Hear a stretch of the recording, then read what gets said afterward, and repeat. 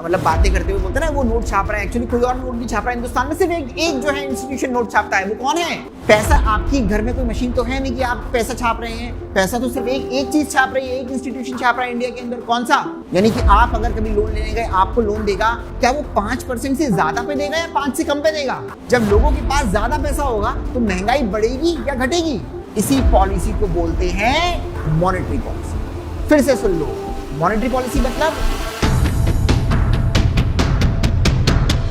आज हम लोग जिस टॉपिक को कॉम्प्रिहेंसिवली पढ़ने वाले हैं वो टॉपिक है मॉनेटरी पॉलिसी। वो टॉपिक है मॉनेटरी पॉलिसी। मॉनेटरी पॉलिसी को समझने से पहले मैं आपके साथ एक दो बातें और करूंगा। और पहली बात है रिजर्व बैंक ऑफ इंडिया से रिलेटेड, आरबीआई से रिलेटेड। आरबीआई अगेन अलग से एक पूरा टॉपिक है, मैं आगे जाके आपका आरबीआई का पूरा एक टॉपिक लूंगा। बट मोटे मोटे तौर पर क्या मुझे एक चीज बताओ कि रिजर्व बैंक ऑफ इंडिया, ये नाम अपन ने सबने सुना हुआ है? आरबीआई सबने सुना हुआ है, बिल्कुल सुना हुआ है। रिजर्व बैंक ऑफ इंडिया, हर देश में एक सेंट्रल बैंक होता है, वैसे ही हिंदुस्तान का जो सेंट्रल बैंक है उसका नाम क्या है? रिजर्व बैंक ऑफ इंडिया, यानी कि आरबीआई, है ना। ये चीज अपने को बिल्कुल पता है, क्लियर है ना। अब आरबीआई एक्चुअली करता क्या है? आरबीआई के वैसे बहुत सारे काम होते हैं, पर उसका सबसे इंपॉर्टेंट काम क्या होता है, हम उसकी बात करते हैं। आरबीआई का सबसे इंपॉर्टेंट काम होता है नोट छापना। नोट छापना, अपन जनरली मतलब बातें करते हुए बोलते हैं ना वो नोट छाप रहा है, एक्चुअली कोई और नोट नहीं छाप रहा है। हिंदुस्तान में सिर्फ एक जो है इंस्टीट्यूशन नोट छापता है, वो कौन है? आरबीआई। अगर आप ₹1 का नोट छोड़ दो और सिक्कों को छोड़ दो, सिक्के यानी कि कॉइन्स, अगर आप कॉइन्स छोड़ दो और ₹1 का नोट छोड़ दो, बाकी सारे नोट हिंदुस्तान के अंदर कौन छापता है? रिजर्व बैंक ऑफ इंडिया छापता है।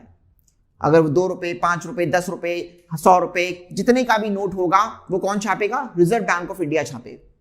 क्या मैं एक तरीके से उसको आम भाषा में, बहुत सिंपल भाषा में बोल सकता हूं कि reserve Bank of India note छापने की फैक्ट्री है? क्योंकि नोट छाप रहा है, वो करेंसी का प्रोडक्शन कर रहा है, नोट छाप रहा है वो, है ना। आगे जाके मैं आपको रिजर्व बैंक ऑफ इंडिया के बहुत सारे फंक्शंस पढ़ाऊंगा, बट आरबीआई का जो एक फंक्शन आपके इस टॉपिक में काम आने वाला है वो मैंने आपको बता दिया कि आरबीआई का जो सबसे इंपॉर्टेंट फंक्शन है वो क्या है? नोट छापना, करेंसी को छापना। अगेन ₹1 का नोट आरबीआई नहीं छापता है, और कॉइन्स यानी कि सिक्कों को भी आरबीआई नहीं छापता है ना। तो ये चीज आपको आरबीआई के बारे में अगर पता चल गई, इसको लिखने की आपको अभी कोई जरूरत नहीं है। मैं आपको आगे जब आरबीआई पढ़ाऊंगा तब मैं आपको इसको लिखवाऊंगा भी, तो लिखने की इसको अभी आपकी कोई जरूरत नहीं है। हम एक और चीज समझते हैं मॉनेटरी पॉलिसी के कॉन्सेप्ट को समझने से पहले, और वो है flow of money in an economy.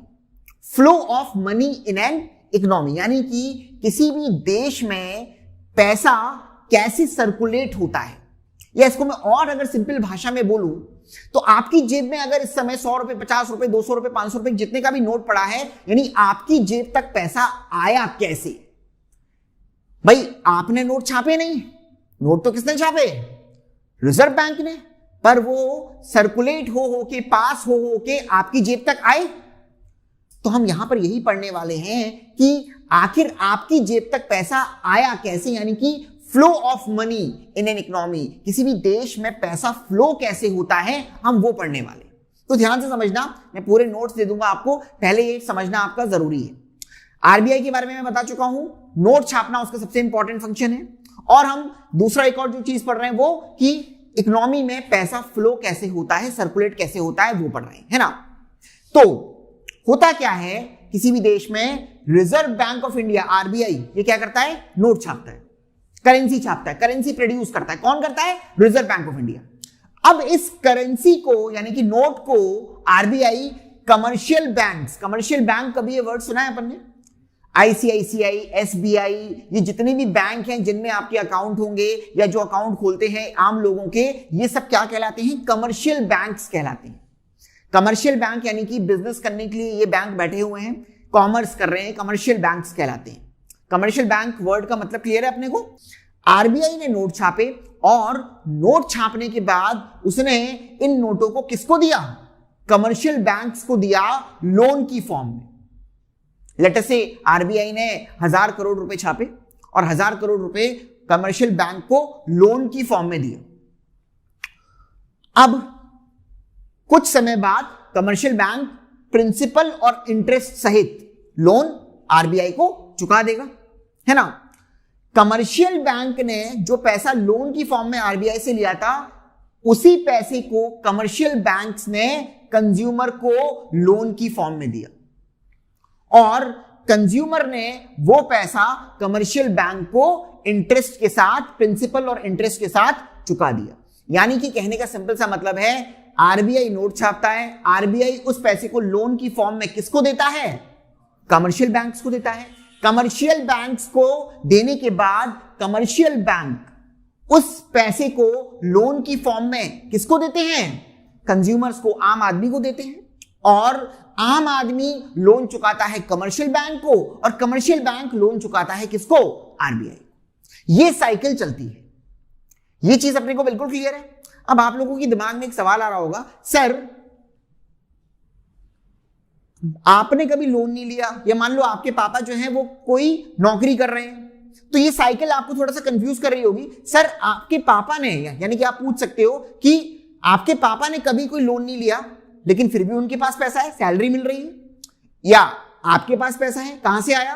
तो भाई देखो सिंपल सी बात है, आपके पापा कहीं पर भी काम कर रहे होंगे, उस इंस्टीट्यूशन ने लोन लिया होगा और उन्होंने सैलरी दी होगी, सैलरी से फिर उन्होंने आपको पैसा दिया होगा। तो ये बहुत सारे तरीके से पैसा आपकी जेब में आ सकता है। मोटे मोटे तौर पे मार्केट में कैसे पैसा आता है हम उसके बारे में डिस्कशन कर रहे हैं। आरबीआई से कमर्शियल बैंक के पास आया, कमर्शियल बैंक से कंज्यूमर के पास आया। हो सकता है कमर्शियल बैंक ने किसी प्राइवेट कंपनी को लोन दिया हो, उसमें आपके पापा काम करते हो और प्राइवेट कंपनी ने आपके पापा को सैलरी दी हो और आपके पापा के पास पैसा आया हो, आपके पापा ने फिर आपको दिया हो। यह भी हो सकता है। या आपके पापा कोई बिजनेस कर रहे हो और हो सकता है आपके पापा ने कमर्शियल बैंक से लोन लिया हो और बिजनेस कर रहे हो और वहां से पैसा कमाया हो और वो पैसा आपको दिया हो। तो बहुत सारे तरीके हो सकते हैं आपकी जेब में पैसा पहुंचने के, बट मोटे मोटे तौर पर साइकिल यही होती है कि रिजर्व बैंक ऑफ इंडिया ने नोट छापा, नोट छापने की फैक्ट्री है, उन नोटों को उसने कमर्शियल बैंक्स को दिया, कमर्शियल बैंक ने उसी पैसे को आम आदमी को दिया, आम आदमी ने उस लोन को चुकाया कमर्शियल बैंक को और कमर्शियल बैंक ने फिर उसी लोन को किसको चुकाया? Reserve Bank of India. ये मोटे मोटे तौर पे अपने को साइकिल समझ में आई। तो पैसा जो है इकोनॉमी में इसी तरह सर्कुलेट होता है। पैसा आपकी घर में कोई मशीन तो है नहीं कि आप पैसा छाप रहे हैं, पैसा तो सिर्फ एक चीज छाप रही है, एक इंस्टीट्यूशन छाप रहा है इंडिया के अंदर, कौन सा? आरबीआई। तो यहां तक बात क्लियर हो गई? किसी को किसी तरह का कोई डाउट? अब मुझे एक सिंपल सी चीज बताओ, इसी एग्जाम्पल को हम लोग थोड़ा सा और डिटेल में समझते हैं। आरबीआई ने, रिजर्व बैंक ऑफ इंडिया ने, मान लो कमर्शियल बैंक्स को, जैसे कि एसबीआई हो गया, आईसीआईसीआई हो गया, सब कमर्शियल बैंक्स हैं, कमर्शियल बैंक्स को लोन दिया, मान लो 5% रेट ऑफ इंटरेस्ट पे। क्या अपन लोग रेट ऑफ इंटरेस्ट का कॉन्सेप्ट समझते हैं? ब्याज दर है ना। तो 5% पर कमर्शियल बैंक को आरबीआई ने पैसा दिया। अब मुझे सोच समझ के बताना, थोड़ी सी बुद्धि लगाकर, कमर्शियल बैंक जब आम आदमी को लोन देगा, कंज्यूमर्स को लोन देगा, यानी कि आप अगर कभी लोन लेने गए, आपको लोन देगा, क्या वो 5% से ज्यादा पे देगा या 5 से कम पे देगा? बोलो भाई, सिंपल सी बात है, कमर्शियल बैंक अपना भी मार्जिन उसमें ऐड करेगा और आपको वो 5% से ज्यादा पर लोन देगा। एग्जाम्पल के तौर पे मान लेते हैं, लेट अस से उसने 8% पे आपको लोन दिया, लेट अस से कमर्शियल बैंक ने 8% पर आपको लोन दिया। तो क्या मुझे एक सिंपल सी बात बताओ, सिंपल सी मैथमेटिक्स बताओ, 5% पे लोन लिया आरबीआई से, 8% पर आपको दे दिया, क्या 3% मुनाफा हो गया? किसका? कमर्शियल बैंक्स का। 3% प्रॉफिट हो गया, किसका? कमर्शियल बैंक्स का। सिंपल सी बात हुई। तो हिंदुस्तान के अंदर कमर्शियल बैंक्स जो हैं, एसबीआई, आईसीआईसीआई या एचडीएफसी या जितने भी बैंक्स हैं, ये सारे इसी कॉन्सेप्ट पे काम करते हैं। पैसा लेते हैं आरबीआई से, कम रेट ऑफ इंटरेस्ट पे अपना मार्जिन जोड़ते हैं और कंज्यूमर को थोड़ा सा महंगा लोन देते हैं।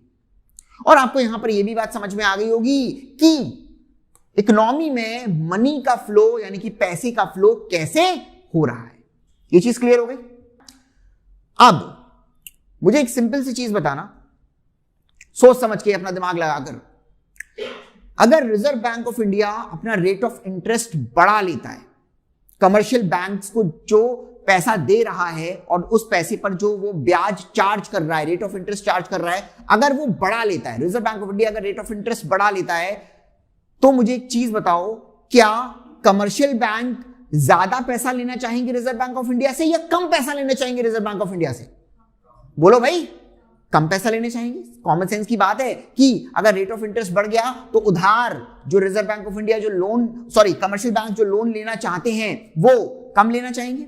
जब कमर्शियल बैंक ही कम पैसा लेगा, क्या वो आपको भी फिर कम देगा? क्या वो आपको भी कम देगा? सिंपल सी बात है। क्या जब कमर्शियल बैंक के पास ही कम पैसा है, क्या वो लोगों को भी फिर कम लोन देगा? यस और नो? क्या मैं बोल सकता हूं, क्या जब वो लोगों के पास कम पैसा आएगा, क्या मैं इसको इस तरह बोल सकता हूं कि देश के अंदर मनी सप्लाई कम हो जाएगी? देश के अंदर मनी सप्लाई कम हो जाएगी? यस और नो? क्या एक चीज हमको समझ में आ गई कि रिजर्व बैंक ऑफ इंडिया जब भी इंटरेस्ट बढ़ाएगा तो क्या देश के अंदर मनी सप्लाई कम होगी या ज्यादा?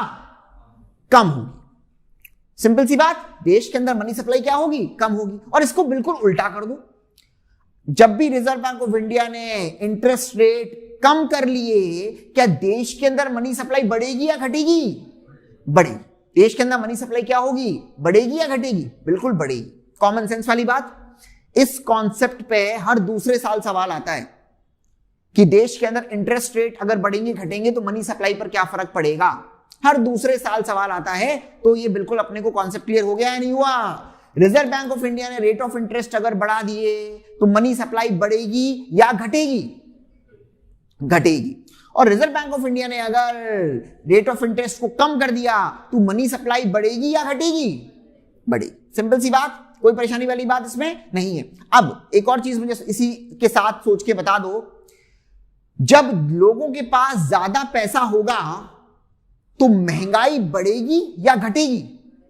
बोलो भाई, जब लोगों के पास ज्यादा पैसा होगा तो महंगाई बढ़ेगी या घटेगी? बढ़ेगी। ये चीज हम लोग जानते हैं, महंगाई जो है बढ़ती है अगर लोगों के पास ज्यादा पैसा होगा। क्या मैं यहां से एक कंक्लूजन निकाल सकता हूं, रेट ऑफ इंटरेस्ट अगर कम होगा तो लोगों के पास ज्यादा पैसा होगा, और ज्यादा पैसा होगा तो महंगाई क्या होगी? बढ़ जाएगी। यानी कि रेट ऑफ इंटरेस्ट कम होने से महंगाई बढ़ जाएगी। क्लियर है ये चीज? इसके बिल्कुल उलट, रेट ऑफ इंटरेस्ट अगर ज्यादा है तो लोगों के पास पैसा ज्यादा होगा या कम होगा? कम होगा। कम होगा तो महंगाई ज्यादा होगी या कम होगी? कम होगी। क्लियर हुआ? ये पूरा कॉन्सेप्ट हमने सीखा क्यों? हमने flow of money in an economy, यानी कि देश के अंदर, इकोनॉमी के अंदर पैसा कैसे पहुंचता है लोगों के पास, ये सब हमने इसीलिए सीखा क्योंकि मॉनेटरी पॉलिसी एक्चुअली यही होती है। मॉनेटरी पॉलिसी यानी कि आरबीआई की वो पॉलिसी जिसमें आरबीआई इंटरेस्ट रेट को घटा बढ़ाकर या और तरीकों से देश के अंदर मनी सप्लाई इफेक्ट करता है, इसी पॉलिसी को बोलते हैं मॉनेटरी पॉलिसी। फिर से सुन लो, मॉनेटरी पॉलिसी मतलब आरबीआई की वो पॉलिसी जिसमें RBI, reserve Bank of India, interest rate को घटा बढ़ाकर या और अलग तरीकों से देश के अंदर मनी सप्लाई को चेंज करता है, इसी पॉलिसी को क्या बोलते हैं? Monetary policy. क्लियर हुआ है चीज? क्या हमने यहां पर देखा, रिजर्व बैंक ऑफ इंडिया ने जब इंटरेस्ट रेट बढ़ा दिए तो मनी सप्लाई क्या हो गई? कम हो गई। इंटरेस्ट रेट कम कर दिए तो मनी सप्लाई क्या हो गई? बढ़ गई। ठीक है, तो मॉनेटरी पॉलिसी एक्चुअली यही है। रिजर्व बैंक ऑफ इंडिया की ये पॉलिसी जो है मॉनेटरी पॉलिसी कहलाती है, जिसमें रिजर्व बैंक ऑफ इंडिया करता क्या है? रिजर्व बैंक ऑफ इंडिया देश के अंदर इंटरेस्ट रेट के साथ छेड़छाड़ करता है, और इंटरेस्ट रेट के साथ छेड़छाड़ करने के साथ साथ और भी कुछ चीजें करता है जिससे देश के अंदर मनी सप्लाई चेंज होती है। आरबीआई की इसी पॉलिसी को क्या बोला जाता है? मॉनेटरी पॉलिसी बोला